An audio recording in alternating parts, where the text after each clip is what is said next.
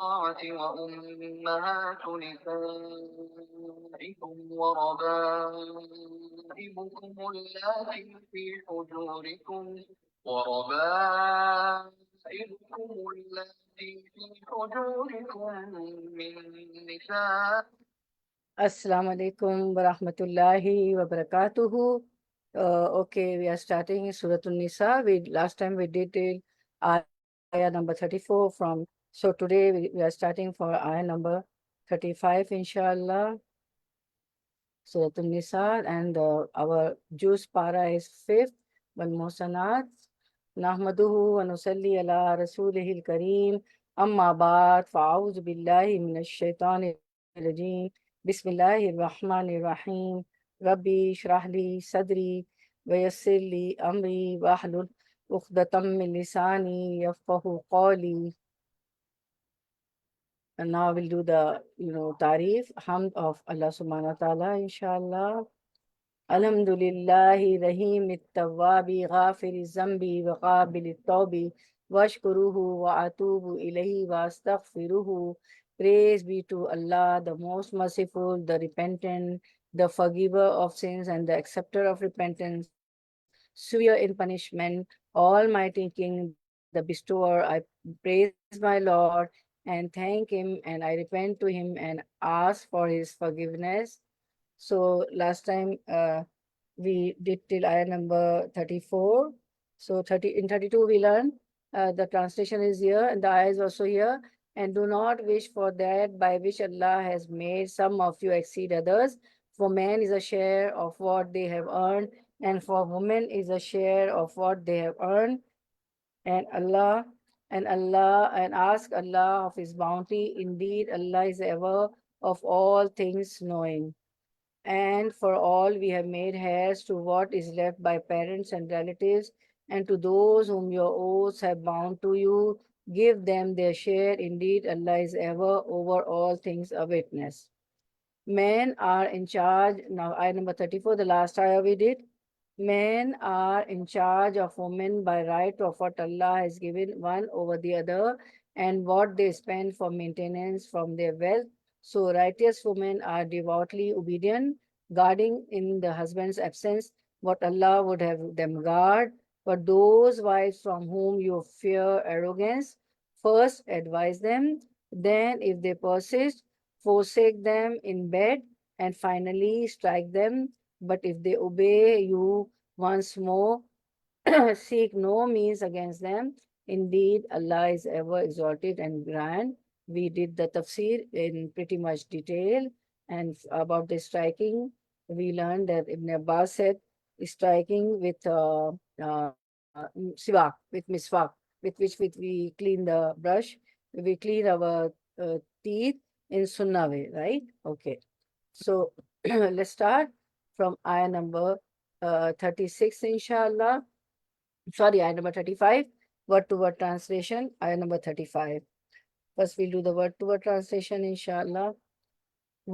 And in if khiftum, feared, you all feared, shiqaqa, separation, dissension, bainihima, baina, between, hima, them two, between means husband and wife, fab'athu, for then, abathu, you all send, you all appoint, hakaman, an arbitrator, min, from, ahlihi, ahl, family, he, his, were, and hakaman, an arbitrator, min, from, ahliha, ahl, family, ha, her.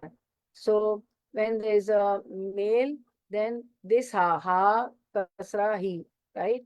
And when there is a female, then ha, alif, fataha, there will be alif, okay? So ahliha, her family, meaning the wife's family, the arbitrator from the wife's family. In if yurida, they too want, they too wish, islahan, reformation, yuwaffiqi, he will reconcile, Allahu, Allah, bainahuma, baina, between, huma, them two, huma is for tasniya. Everybody knows in Arabic there is a wahid meaning singular, then tasniya is dual. So huma here means dual, both of them, husband and wife. And then there is plural, right? Jama. In English we have got only singular plural. In other languages, in Urdu also we have got singular plural, wahid jama. But in Arabic, wahid, singular, dual, two, huma like here, huma between them two, and then dual, and then plural, jama. Inna, indeed, Allah, kana, he was, is, aliman, one, always, all knowing, khabira, one, always, all aware. So we'll do the running translation. If you fear a breach of marriage between a man and his wife, appoint one arbitrator from his family and another from hers. If they wish to reconcile, Allah will create a way of reconciliation between them. Allah is the knowledgeable. Allah is Aliman, Khabiran. The attributes of Allah subhanahu wa ta'ala. Everybody knows Allah has got 99 attributes. So these are two. Aliman, one always all knowing. Khabiran, one always all aware. So, and if you fear dissension, breach between the two, send an arbitrator from his people and an arbitrator from her people. If they both desire reconciliation, Allah will cause it between them. Indeed, Allah is ever knowing and acquainted with all things. So we see the tafsir. Appointing two arbitrators when the possibility of estrangement between husband and wife occurs, right? So Allah said, Allah first mentioned the case of rebellion. We read about the women who become rebellious in the ayah number 34. Allah first mentioned the case of rebellion on the part of the wife. He then mentioned the case of estrangement when they want to breach each other. And so here Allah mentioned the case of estrangement and alienation between the two spouses, meaning isolation between the two spouses. So Allah said, وَإِنْ خِفْتُمْ شِقَاقًا بَيْنَهُمَا فَبَعْثُوا حَكَمًا مِنْ أَهْلِهِ وَحَكَمًا مِنْ أَهْلِهَا. If you fear a breach between the two, meaning husband and wife, appoint two arbitrators, one from his family. The fuqaha, scholars of fiqh, say that when estrangement occurs between the husband and wife, the judge refers them to a trusted person who examines their case in order to stop any wrongs committed between them. If the matter continues or worsens, the judge sends a trustworthy person from the woman's family and a trustworthy person from the man's family to meet with them and examine their case to determine whether it is best for them to part or to remain together. Okay? And what we do, we say, no, it's a personal matter. We won't call anybody. Nobody should be between us. No.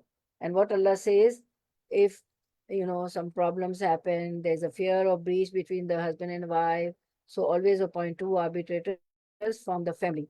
They will be from the family. And what we say, no, it's our personal matter. We won't, involve anybody. But Allah says, no, you have to appoint a arbitrator.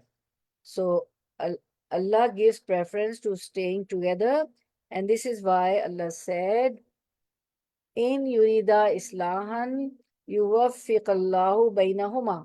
If they both wish for peace, husband and wife, if they both wish for peace, Allah will cause their reconciliation. And Ali bin Abi Talib reported that Ibn Abbas said, that Allah commands that a righteous man from the husband's side of the family and the wife's side of the family are appointed, so that they find out who among the spouses is in the wrong.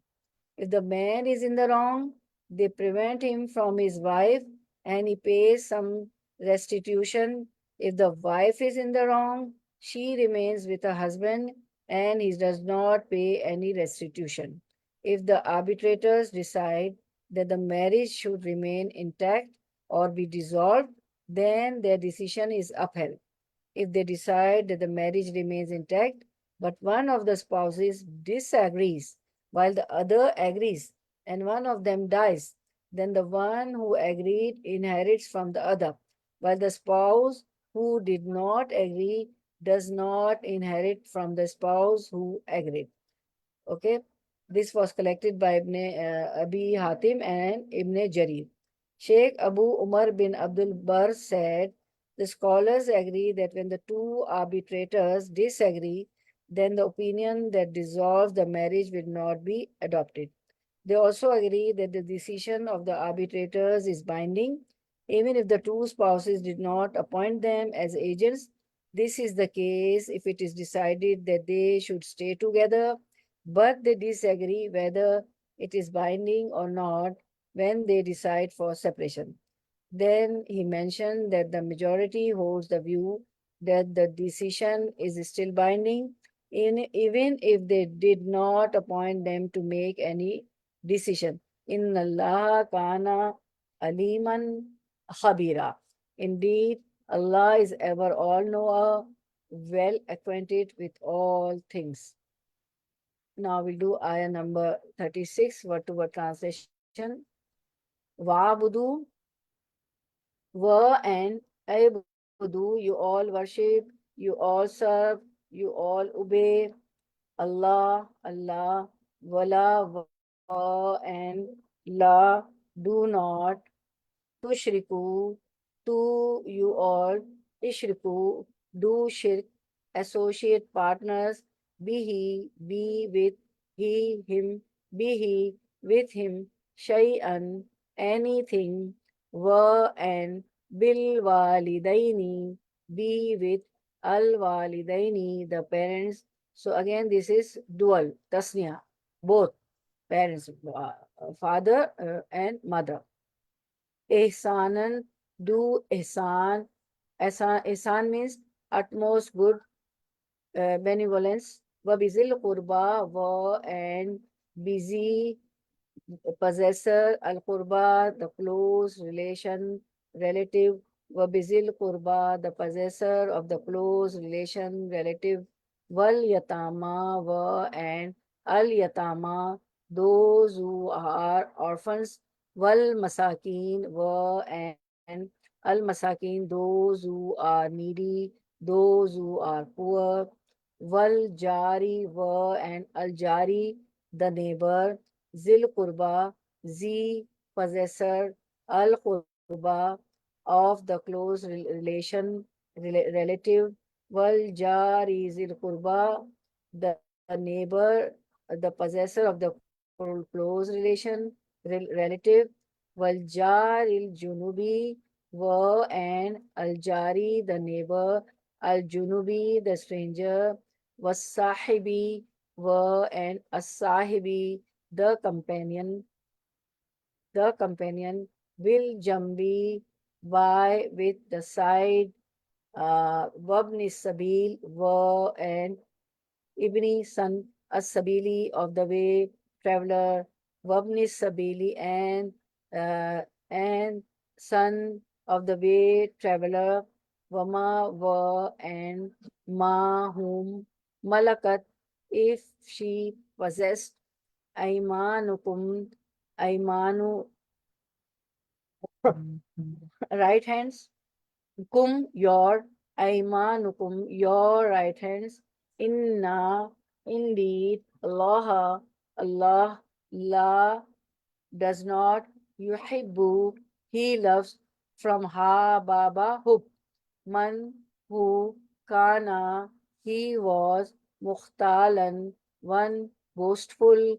Fakhura, one proud. Mukhtalan is boastful person. Fakhura, the one who is proud. See the running translation within the lines. Wa'budullaha wa la tushriku bihi shay'an, and be good to your parents, kinfolks, orphans, the helpless, near and far neighbors who keep company with you, the travelers indeed, and the slaves you own. Allah does not love those who are arrogant and boastful. So we'll see وَاعْبُدُوا اللَّهَ وَلَا تُشْرِكُوا بِهِ شَيْئًا. Worship Allah and join none with him in worship. وَبِالْوَالِدَيْنِ إِحْسَانًا, and do good to parents. وَبِذِي الْقُرْبَى, kinfolk, relatives, kinfolks and relatives. Just one second, yeah. And then Allah says, وَالْيَتَامَى, orphans, وَالْمَسَاكِينَ, the poor, the needy, وَالْجَارِ ذِي الْقُرْبَى, the neighbor who is near of kin, the jar who is near also, the neighbor who is near also, and who is he is related also to you. He, she, or the family is related also to you. He is a relative also. وَالْجَارِ الْجَنْبِ, the neighbor who is a stranger farther away. So there are two types of neighbors. The neighbor who is near to you, meaning he is your relative. The neighbor who is a stranger further away, but he is your neighbor. وَالصَّاحِبِ بِالْجُنْبِ, the companion by your side. وَابْنِ السَّبِيلِ, the wayfarer you meet, the traveler when you are traveling in the bus, in the train, to your job place, to your workplace, or you're traveling far off in the flight to other country, anyway. Vama malakat aymanukum, and those slaves whom your right hand possesses. Inna Allaha la yuhibbu man kala muqtalan fakhura. Verily Allah does not like such as are proud and boastful. Okay. So worship Allah and associate nothing with him, and to parents do good. Number 1, to parents do good. Number 2, and to relatives. Number 3, orphans. Number 4, the needy. Number 5, the near neighbor. Number 6, the neighbor farther away. Number 7, the companion at your side. Number 8, the traveler. And those whom your right hand possesses, means number 9, your slaves and your servants. Nowadays there are no slaves. We don't buy slaves, but we have got servants, drivers, or the maid who will work at our home, cleans our houses, and the cook who cook the food also for us. Indeed, Allah does not like those who are self-deluding and boastful. So we have to do good with all these people, right? Allah has mentioned all these people, right? So we have to be good with them. Okay.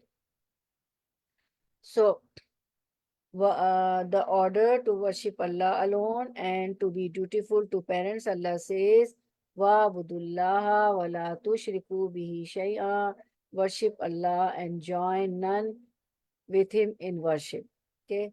Allah orders that he be worshipped alone without partners, because he alone is the creator and sustainer, who sends his favor and bounties on his creation in all situations and instances. Okay, whether we do sin, whether we don't obey the commands of Allah subhanahu wa ta'ala, but he always, sends us bounties. He has his favors and bounties on his creations is always there in all situations and in instances. Therefore, he deserves to be singled out without associating anything or anyone from his creation with him in worship. Okay, can anybody tell me the very famous hadith about associating partners with Allah subhanahu wa ta'ala? Allah forgive the hadith. I'll give you the hint. Allah forgives all the sins but doesn't forgive the shirk. So anybody know the hadith? Yes, Amina, you have had to, yeah. Yeah, Allah will forgive all sins, but except the, shirk. The Prophet ﷺ said that, if you bring all, you could come with lots of sin, but you did not, make an associate partner with Allah, Allah will forgive all your sins. Yes, Jazakallah khair. Yeah, another riwayah, Jazakallah khair, may Allah increase you in knowledge. There's another riwayah, a servant of Allah, if he hasn't associated partners with Allah subhanahu wa ta'ala, and he has come with sins equal to the heaven and the earth, and he has repented for that sincerely, with ikhlas, oh Allah, I repent, I will never do it again. So Allah will forgive him or her, but Allah will never forgive those who have associated partners, those who have done with Allah subhanahu wa ta'ala. Jazakallah khair, mashallah. May Allah increase you in knowledge. Okay. So we see there's a hadith narrated Muad, while Muad radiallahu anhu is narrating, he says, well, while I was a companion rider with Prophet, he was, on the ride with Prophet Sallallahu Alaihi Wasallam, so while I was a companion rider with the Prophet Sallallahu Alaihi Wasallam, he said, oh Muad, I replied, Labbaik wa Sadek. Look how humble and how respectful they were to Prophet Sallallahu Alaihi Wasallam. They said, Labbaik wa Sadek. He repeated this call 3 times and then said, do you know what Allah's right on his slaves is? I replied, meaning Maud replied, radiallahu anhu, no. Prophet ﷺ said, Allah's right on his slaves is that they should worship him alone and should not join partners in worship with him. He said, oh Maud. I replied, Labbaik wa Sadek. Prophet ﷺ said, do you know what the right of Allah's slaves on Allah is? If they do that, worship him alone and join none in his worship, it is that he will not punish them. Another chain through Muad. So there are 2 chains through Muad that Allah will not punish them. The hadith which Sister Temina told us, and another hadith I also told you.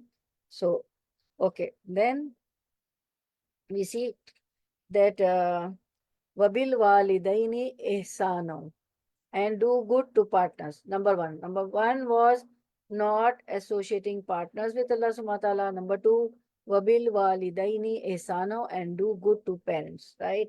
Allah commands the servants to be dutiful to their parents, for Allah made parents the reason for the servants to come to existence. Through parents we have come to existence. After they did not exist, we were not exist, we were not there in this world. And through parents we came to existence. Allah joins the order to worship him with being dutiful to parents in many places. For example, he said, Anish kuruli waliwalidaika, give thanks to me and to your parents. And you will find in Quran many places. After the right of Allah, Allah always says, Wabil walidaini ihsana, Wabil walidain. Do not associate partners with me and do good to parents. Always you will see, right? Always after his right, Allah, tell the Allah always, tell the rights of parents. Wabil walidaini ihsana. So Anish kuruli wali walidayka, give thanks to me and to your parents. And Allah says, and your Lord has decreed that you worship none but him and that you be dutiful to your parents. Chapter number 17, ayah number 23. After Allah ordained being dutiful to parents, he ordained kind treatment of relatives, males and females. Number 3 is what? Wabizil qurba, kinsfolk. Hadith states, there's a hadith, it was narrated from Salman bin Amir that Prophet said, giving charity to a poor person is charity, and giving to a relative is 2 things, charity and upholding the ties of kinship, which is by what we do. We always give charity. First we see in our family, if the relatives are poor, we give charity to them. And zakat also to them, right? So because there are 2 rewards, giving the charity to a poor person is charity, and if you give that charity to the relatives, so you get 2 rewards, the reward of giving the charity and the reward of upholding the ties of kinship. So first see in your family, in your, relations, in your kinship, who are, underprivileged people, who are poor, who are needy, just, always search that, first give to them. So because you will get 2 rewards, okay? One, the reward of giving the charity, and the second reward of upholding the ties of kinship, right? Okay. Then Allah says, wal yatama. Okay. So number 3 is wal yatama, orphans. Why? Because they lost their caretakers, they lost their parents who would spend on them. So Allah commands that the orphans be treated with kindness and compassion. And what we do, the young babies, small children till the age of 7 or 10, they still play with the toys. We'll give them, fees, tuition fee, books and other things. but we don't give them toys. This is the age to, play. They love toys, they love playing. So we should give them toys also, right? When we forget giving them toys and other help we do. And then Allah says, wal masakin, al masakin, the poor. So who are wal masakin? Who are masakin? Who have various needs and cannot find what sustains these needs. Therefore, Allah commands they should be helped in acquiring their needs in a sufficient manner that will end their inadequacy. Sometimes they have the amount, but that is not, adequate. That is not enough to fulfill their needs, right? So we should see that we should help in acquiring their needs in a sufficient manner that will end their inadequacy. Okay. Then Allah says the right of the neighbors, right? Now the right of the Allah said, "Wal jari zil qurba, wal jaril junubi." So what is wal jari zil qurba? The neighbor who is near of kin, the neighbor and the what is jari zil junubi, who is stranger. Ali bin Abi Talib said that Ibn Abbas said that Waljar is il Qurba, the neighbor who is near of kin means the neighbor who is also a relative. Sometimes your neighbor is your relative also, right? So that is Waljar is il Qurba. The neighbor, he is a neighbor also and is a relative also. While Wajar il Junubi, the neighbor who is a stranger means who is not a relative. He is a neighbor, but he is not a relative. So there are two kinds of neighbor. One, he is a neighbor and at the same time, he is your relative. Another, Wazar al-Junubi, he is your neighbor, but he is not your relative, he is a stranger. So they both have got the rights, right? So Mujahid also reported to have said that Allah's statement, Waljari Junubi, the neighbor who is a stranger, means the companion during travel. There are many hadiths that command kind treatment to the neighbors. So we'll see all the hadiths, inshallah. The first hadith is Imam Ahmad recorded that Aisha radiallahu anha, the beloved wife of Prophet ﷺ, reported that the Prophet ﷺ said, Jibreel kept on commanding the neighbor to me so that I thought Jibreel kept on commanding the neighbor to me so that I thought he would make him an heir. Who get the inheritance? Only the, your kin relatives, your blood relationship, relatives, they get the inheritance. But Prophet emphasized so much on the neighbors that Hazrat Aisha radiallahu anha thought that they will become our heir. We will have to give them the inheritance also. But that was not the case. But Prophet emphasized so much. Even Prophet there is a hadith, it's coming in my mind. Prophet said that if you are cooking a curry, so make it, put water in it. Don't make a thick curry, make a thin curry and give some portion of some part of it to your neighbor. And what we say, oh my God, we are so much status symbol. Oh, that curry was watery. There was no masala. It wasn't thick. It wasn't tasty. Yeah, we should have a love of our neighbor. If it is less, just put water, make it thin. If it is not, if you make it thin, if you put water, it will become thin. Give that also to your neighbor. Don't mind, don't think much. Just give it to your neighbor. We must love our neighbor so much that even we should put water, make the curry thin and give it to the neighbor. And then there's a hadith, Prophet ﷺ said, Abdullah ibn Amr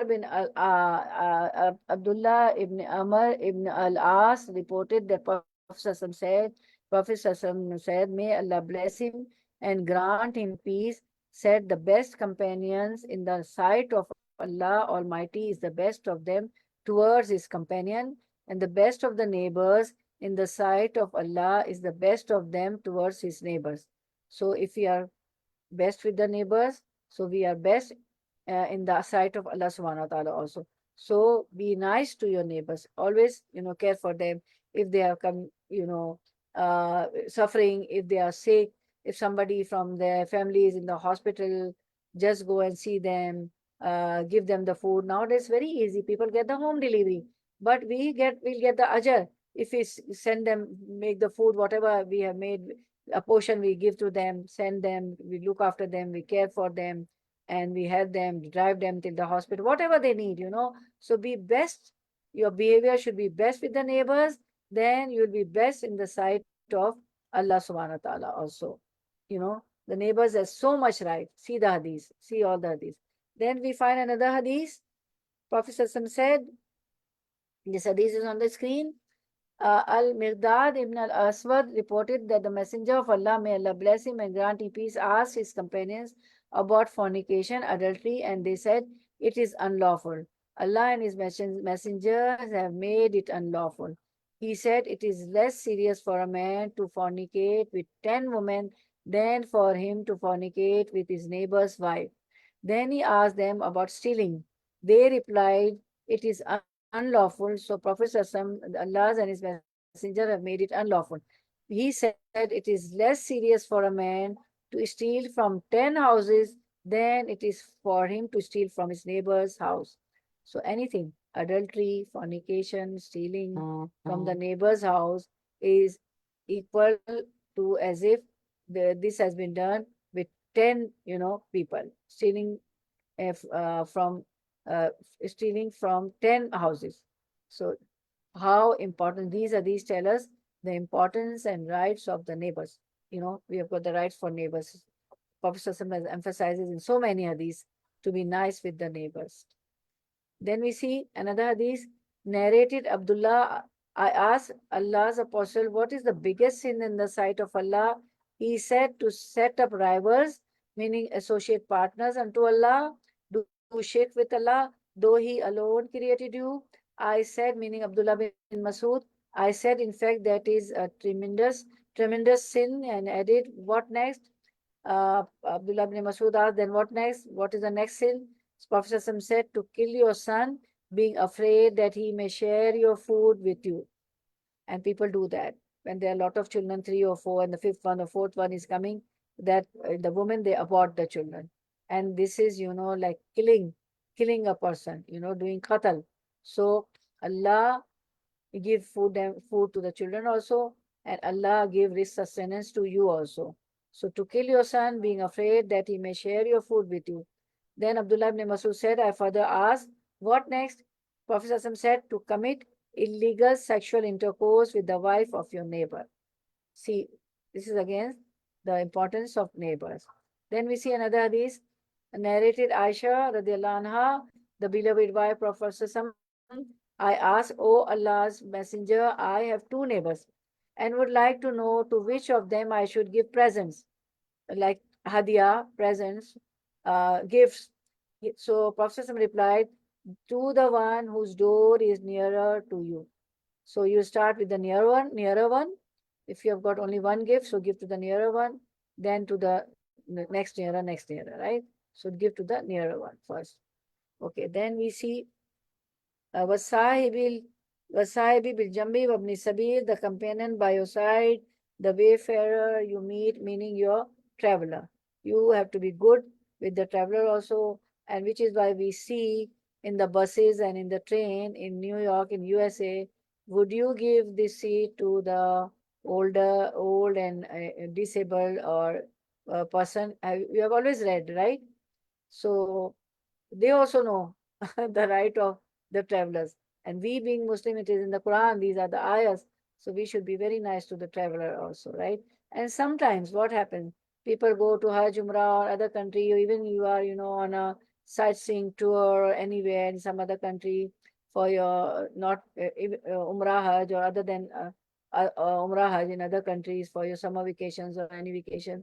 And what happened, people, there are thieves, they steal, right? So sometimes the travelers, they lost their wallet, they all, ATM card, debit card, credit card, though they are rich, but they lost the checks or, traveler's check or whatever.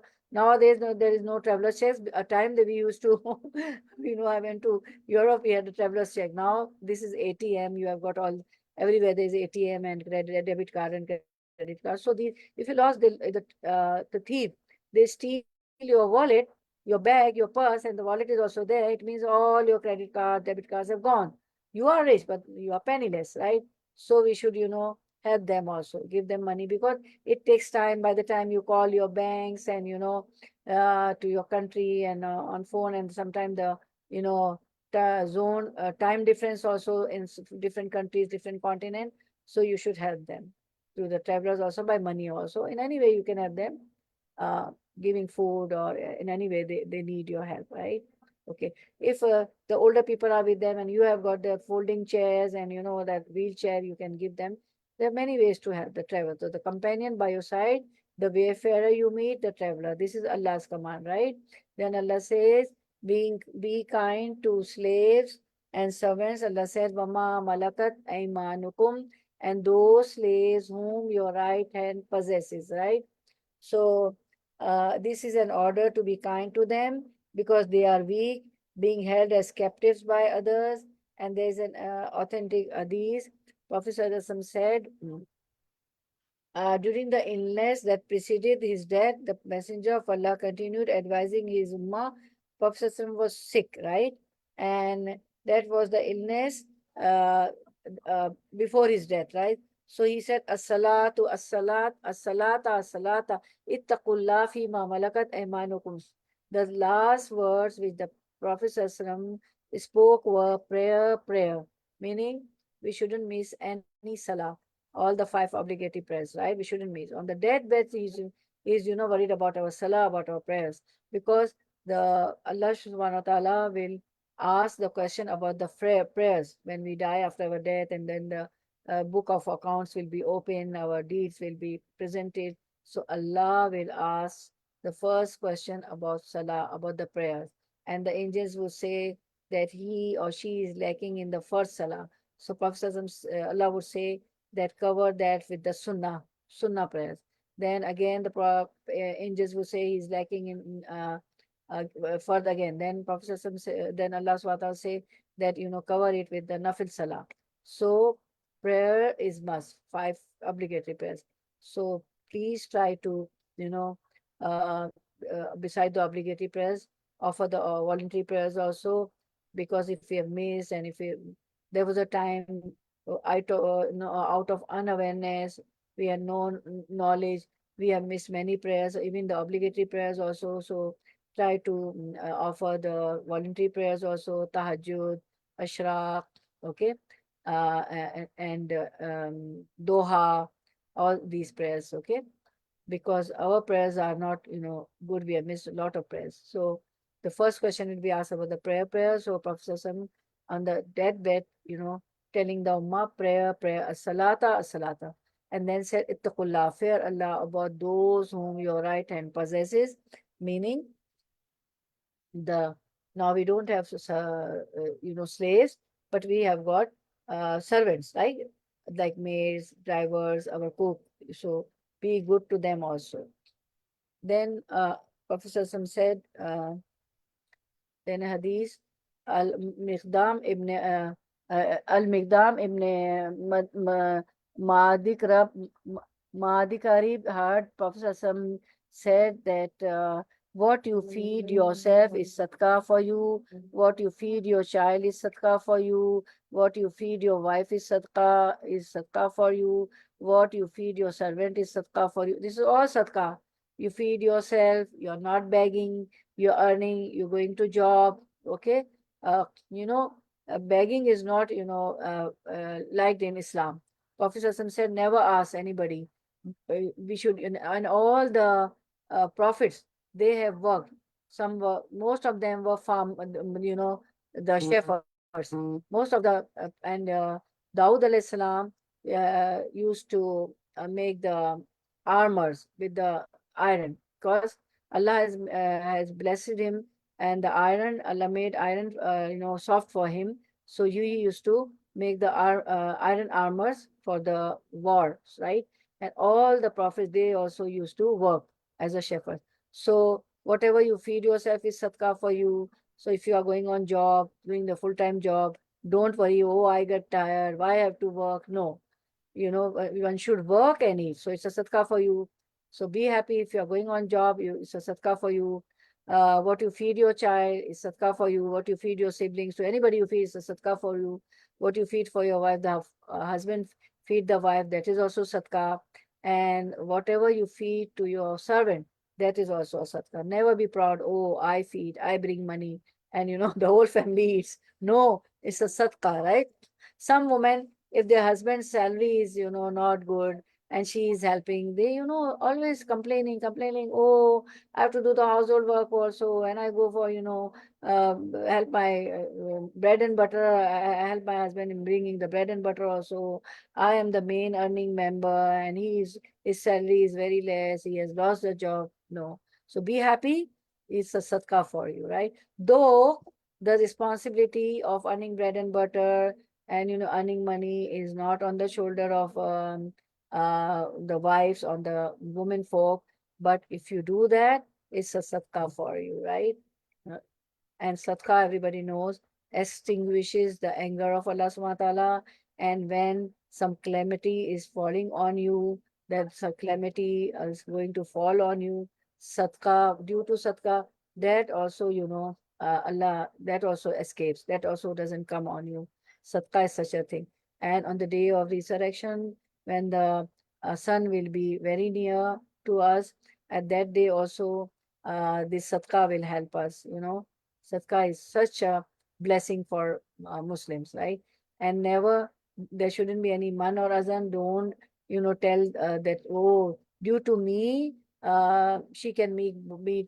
Don't, do man and azan with the poor people. Man and azan means you tell them, uh, you tell them and you boast that I feed you, I give you money. Be, thankful to Allah subhanahu wa ta'ala. There are poor, which is why Allah made you. If there were no poor people, to whom you would have given the sadaqah. So you should be happy that they are poor people and Allah gave you the tawfiq.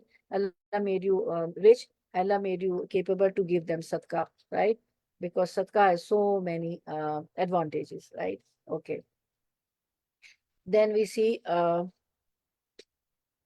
Abdullah ibn Amr said to a caretaker of his, did you give the slaves their food yet? He said, no.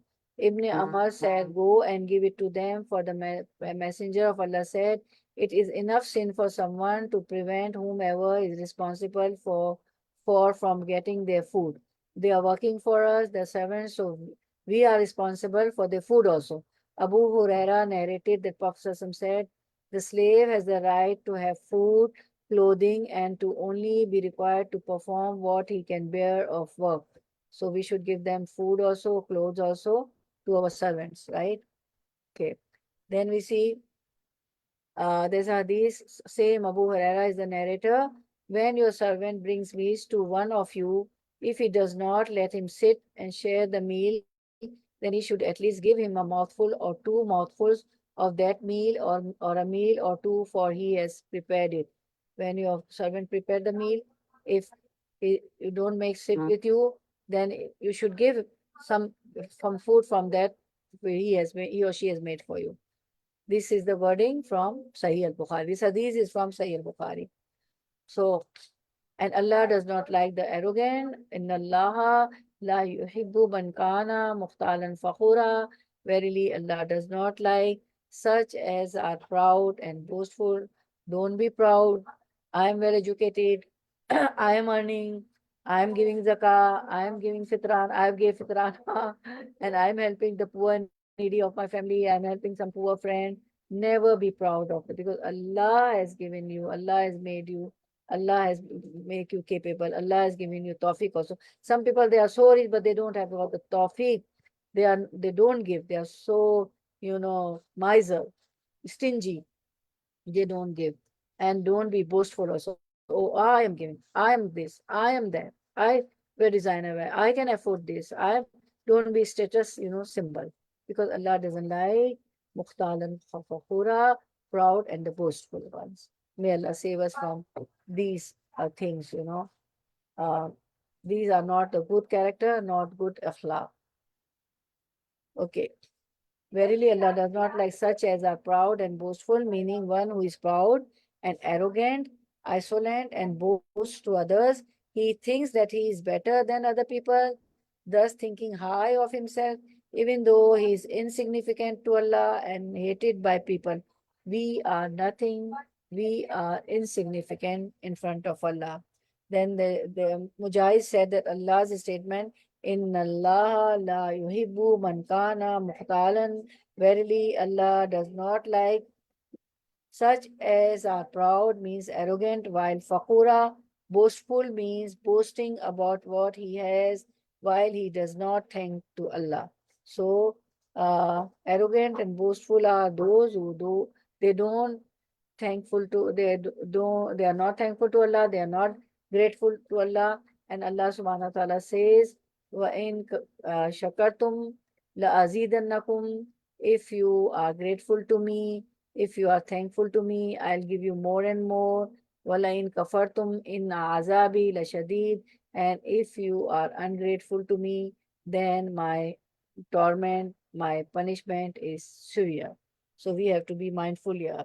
This ayah indicates that such a person boasts with people about the bounty that Allah has given him, but he is actually ungrateful to Allah for this bounty. The arrogant one and the fakhur and the boastful one are the ungrateful to Allah subhanahu wa ta'ala. Ibn Jarir recorded that Abdullah bin Waqid Abu Raja al-Hawari said that you will find that those who are mean are also proud and boasting. He then recited Wama Malakat Aymanukum, and those slaves whom your right hand possesses. You will find that he who is undutiful to parents is also arrogant and deprived. So if you are undutiful to your parents, you don't care about your parents, you don't respect them, you are undutiful, so that it means you are arrogant and you are deprived. Then he recited, and dutiful to my mother and made me not arrogant, deprived. Once a man asked the Prophet ﷺ, O Messenger of Allah, advise me. The Prophet ﷺ said, beware of dragging your waist wrapper. It is a part of arrogance and Allah does not like it. Okay? If a man blames you for something he knows about you, do not blame him for anything you know of him. Leave him of his own evil. You will have your reward. Do not abuse anything. Okay? Okay. Then ayah number 37. Inshallah, we'll continue next time. Okay. Okay, I would like to take your reflections now. Barakallah fi ilmik wa malik wa rizqukum wa awqatukum wa ahlukum wa malukum. Ameen ya Rabbal Alameen. Wa akhiru da'wana anil hamdulillahi Rabbil Alameen. Subhanakallahumma wa bihamdika. Nashhadu an la ilaha illa anta nastaghfiruka wa natubu ilayk. Assalamu alaikum wa rahmatullahi wa barakatuh. Subhanakallahumma wa bihamdika. Ashhadu an la ilaha illa anta astaghfiruka wa atubu ilayk. I will love to take your reflection. Who will be the first one? Yes, Assalamualaikum please. warahmatullahi wabarakatuh. Alaikum assalam wa rahmatullahi wa barakatuh. Bismillah, start. Alhamdulillah, we came to know, the virtue of sadaqah. Yeah. The sadaqah will take, if we give sadaqah, and it will take away Allah's anger, and also it